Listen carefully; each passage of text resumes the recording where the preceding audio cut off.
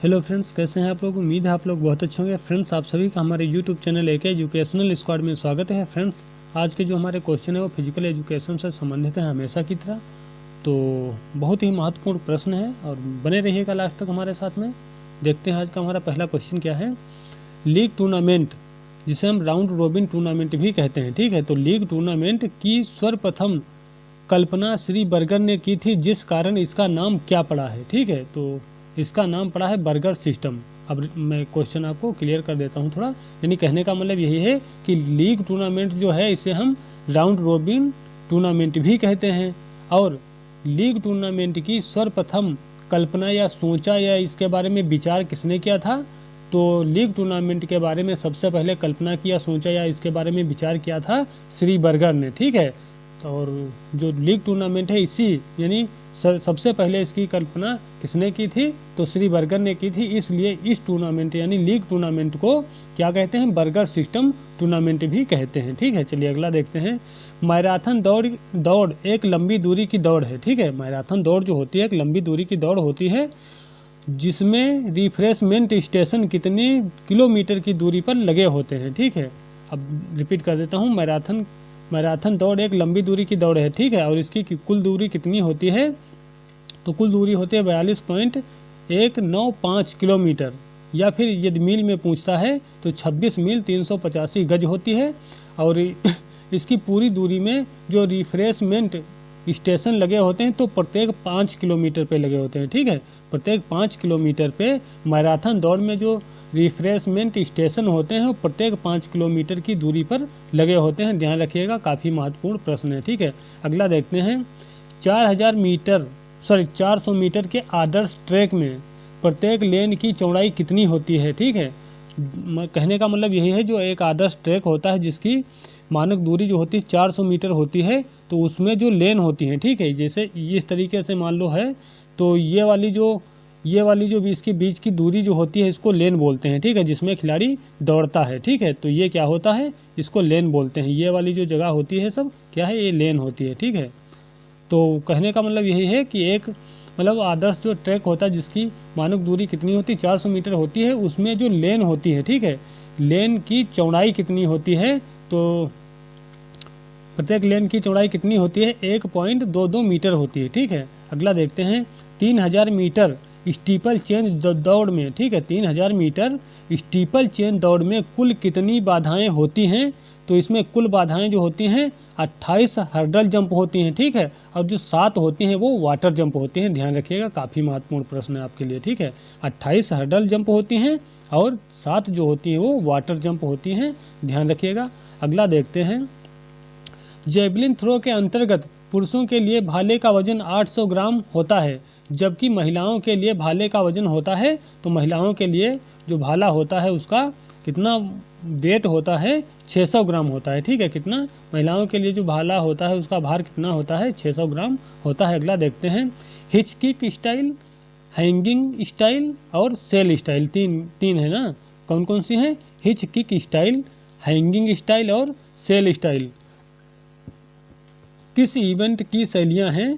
तो कहने का मतलब ये है कि ये तकनीक जो हैं किस इवेंट से संबंधित हैं, तो ये लंबी कूद से संबंधित हैं, ठीक है। ये लंबी कूदने की जो प्रकार होते हैं, तरीके होती हैं, शैलियाँ होती हैं, वही हैं, ठीक है। कौन कौन सी, हिच किक, ठीक है, हिच किक हो गई और हैंगिंग हो गई और सेल स्टाइल हो गई, ठीक है। ये 3 स्टाइल हैं, हिच किक, हैंगिंग और सेल स्टाइल। ये किस खेल की शैलियाँ हैं या तकनीक हैं, तो ये लंबी कूद की तकनीक हैं, ठीक है। अगला देखते हैं। पयोली एक्सप्रेस, यानी कहने का मतलब यही है कि पयोली एक्सप्रेस, जिनको हम उड़न परी के नाम से भी जानते हैं, और इनका एक और नाम है क्या, भारतीय ट्रैक और फील्ड की रानी, ठीक है। इनको क्या कहा जाता है, भारतीय ट्रैक और फील्ड की रानी भी इनको कहा जाता है, और गोल्डन गर्ल भी इनको कहा जाता है। किसको, उड़न परी को, यानी पीटी उषा को, ठीक है। तो हमारा क्वेश्चन क्या है कि पयोली एक्सप्रेस या फिर उड़न परी या फिर भारतीय ट्रैक और फील्ड की रानी के नाम से विख्यात भारतीय एथलीट पीटी उषा का जन्म कहाँ हुआ था, तो पीटी उषा का जन्म कहाँ हुआ था, केरल राज्य के पयोली ग्राम में, ठीक है। जो हमारे भारत देश में जो केरल राज्य है उस राज्य में एक जो गांव है कौन सा, पयोली ग्राम, ठीक ठीक है, पयोली ग्राम में इनका जन्म हुआ था। और इनको किन किन नामों से जाना जाता है, तो पयोली एक्सप्रेस हो गया, उड़न परी हो गया, भारतीय ट्रैक और फील्ड की रानी भी इनको कहा जाता है, और गोल्डन गर्ल भी इनको कहा जाता है। इनकी जो मतलब आत्मकथा है वो गोल्डन गर्ल है, ठीक है। देखते हैं अगला, देखते हैं अगला, वही हमारा क्वेश्चन है, गोल्डन गर्ल किसकी आत्मकथा है, तो ये है पीटी उषा की, ठीक है। और आपने हमें कमेंट में बताना है कि इनका पूरा नाम क्या है, ठीक है। पीटी उषा का मतलब पूरा नाम क्या है वो आपने हमें कमेंट में बताना है, ठीक है। अगला देखते हैं, नायडू ट्रॉफी का संबंध शतरंज से है, ठीक है। नायडू ट्रॉफी का संबंध जो है वो शतरंज से है, यानी शतरंज खेल से है, जबकि सीके नायडू ट्रॉफी का संबंध किस खेल से है, ये आपने बताना है। तो नायडू ट्रॉफी का संबंध है शतरंज से, सीके नायडू ट्रॉफी जो होती है वो क्रिकेट से संबंधित होती है, ठीक है, ध्यान रखिएगा। फिर अगला क्या है question, my best game of chase, ठीक है, my best game of chase, यहाँ से यहाँ तक ये इनकी पुस्तक है, ठीक है। My best game of chase पुस्तक के लेखक कौन हैं, तो ये हैं भारतीय शतरंज खिलाड़ी विश्वनाथ आनंद, ठीक है। इस पुस्तक के कौन लेखक हैं, भारतीय शतरंज खिलाड़ी विश्वनाथन आनंद हैं।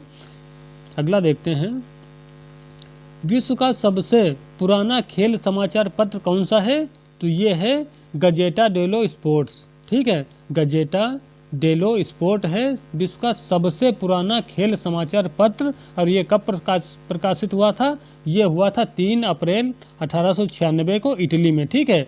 और इसकी जो लैंग्वेज थी, इस समाचार पत्र की जो लैंग्वेज थी वो इटालियन थी।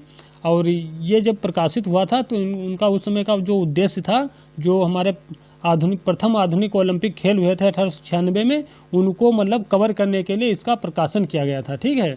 कब, 1896 में। अगला देखते हैं, पर्सनालिटी शब्द की उत्पत्ति लैटिन भाषा के शब्द पर्सोना से हुई है, जिसका अर्थ होता है, तो इसका अर्थ होता है मुखौटा, ठीक है, ध्यान रखिएगा, काफी महत्वपूर्ण प्रश्न है। अभिप्रेरणा का मूल प्रवृत्ति सिद्धांत किसने प्रतिपादित किया है, तो अभिप्रेरणा का मूल प्रवृत्ति का सिद्धांत किसने प्रतिपादित किया है, विलियम मैकडूगल ने प्रतिपादित किया है। अगला देखते हैं, अभिप्रेरणा का सुदृढ़ीकरण का सिद्धांत किसने प्रतिपादित किया है, तो बीएफ स्किनर ने प्रतिपादित किया है, ठीक है। अगला देखते हैं,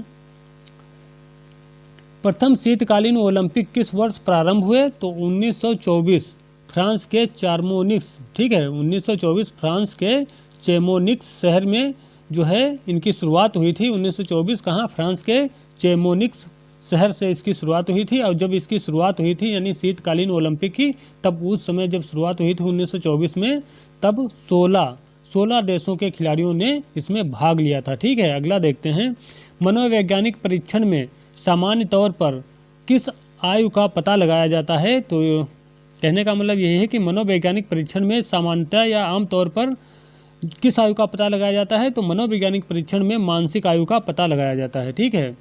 अगला देखते हैं, बुद्धि परीक्षण की शुरुआत कब हुआ, किसने की थी, तो अल्फ्रेड बिने, ठीक है, अल्फ्रेड बिने ने की थी। और कब की थी, 1905 में, ठीक है। इनका नाम कहीं पे आपको लिखा मिल जाएगा अल्फ्रेड बिनेट, ठीक है, तो उसमें आप कंफ्यूज मत होइएगा, बिने भी सही है, ठीक है। अल्फ्रेड बिने 1905 में बुद्धि परीक्षण की शुरुआत की थी। अगला देखते हैं, डू आर डाई शब्द किस खेल से संबंध है, तो डू आर डाई शब्द संबंधित होता है कबड्डी से, ठीक है। ये होता इसमें क्या है, जैसे कोई रेडर होता है, एक टीम का कोई भी रेडर रेड करने गया, वापस चलाया, फिर उसके बाद लगातार दूसरा मतलब रेड करने गया, उसी टीम का प्लेयर जब दूसरी बार रेड करने गया फिर भी मतलब वापस का मतलब यह है कि बिना अंक लाए, ठीक है। अब मैं आपको समझा ही देता हूँ, ठीक है। मान लो जैसे ये टीम है, ठीक है, ये वाली टीम है और एक ये टीम है बी वाली, ठीक है। मान लो ये पहला रेडर यहाँ से गया इसमें पाला में दूसरी पक्ष में, ठीक है, यहाँ से वापस चलाया बिना कोई अंक लिए, ठीक है। फिर इसके बाद एक दूसरा, फिर इनकी जब बारी आई तो दूसरा रेडर गया, ये भी बिना कोई अंक लिए चलाया, ठीक है। फिर तीसरी बार जब ये जाएगा रेडर इस टीम का जब तीसरी बार रेडर जाएगा रेड डालने, ठीक है, दूसरे के पक्ष में, तब उस समय क्या होगा, उसको करो या मरो की स्थिति बन जाएगी, डू और डाई रेड करनी होगी। या तो अंक आपको लेकर आना है या तो फिर अंक आपको देकर आना है, ठीक है। खाली हाथ नहीं ले सकते, क्योंकि आपने 2 ऑप्शन थे, वो आपने मतलब ऐसे ही मतलब रेड डाल दी, उसमें कोई अंक नहीं मिले, तो तीसरी जब मतलब रेड डालेंगे तब आपको क्या करना होगा, अंक लेकर आना होगा या फिर अंक देकर आना होगा, ठीक है, तो यही होता है डू और डाई डेड का नियम। अगला देखते हैं, अगला है DCM कप किस खेल से संबंधित है? तो DCM कप जो है फुटबॉल से संबंधित होता है। अगला देखते हैं, वर्तमान समय में फुटबॉल खेल में कुल कितने नियम हैं? तो कुल नियम है इसमें 18 प्रेजेंट टाइम में। ठीक है, अगला देखते हैं, प्रसिद्ध भारतीय भारोत्तोलक कर्णम मल्लेश्वरी किस राज्य से संबंधित हैं? तो प्रसिद्ध भारतीय भारोत्तोलक कर्णम मल्लेश्वरी जो हैं आंध्र प्रदेश राज्य से संबंधित हैं। तो ये कुछ प्रश्न थे फ्रेंड्स, उम्मीद करेंगे प्रश्न आपको पसंद आए होंगे और आपकी परीक्षा में काफ़ी हेल्प भी करेंगे। ये वीडियो चैनल पे हमारे अभी भी नए हैं, चैनल को सब्सक्राइब नहीं किया है तो चैनल को सब्सक्राइब कर लीजिए, अपने यार दोस्तों में वीडियो को शेयर भी करिए।